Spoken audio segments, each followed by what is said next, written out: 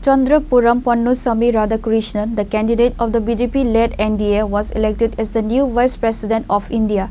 He defeated Sudershan Reddy, the joint opposition candidate. Radhakrishnan was sworn in as the 15th Vice President of India on September 12, 2025. In a significant political development, Sri C.P. Radhakrishnan was sworn in today as the 15th Vice President of India at a solemn ceremony held at Rashtrapati Bhavan. The oath of office was administered by President Srimati Draupadi Murmu with a host of dignitaries including Prime Minister Narendra Modi and other senior political leaders in attendance. The swearing-in follows his decisive victory in the vice presidential election held on Tuesday.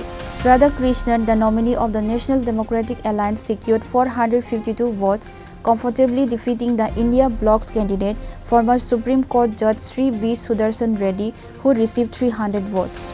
The election necessitated by the resignation of former Vice President Jagdeep Dhankar on health grounds in July saw a high turnout of 98.2% of eligible members of parliament.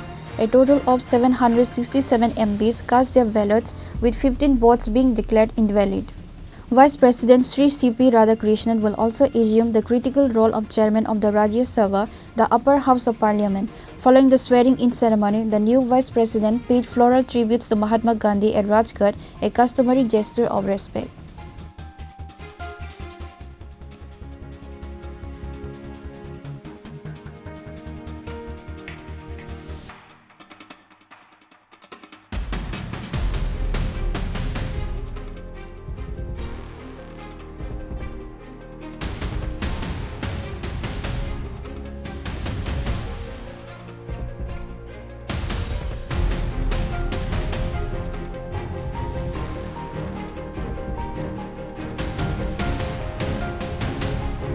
Your report, Chini Khorang.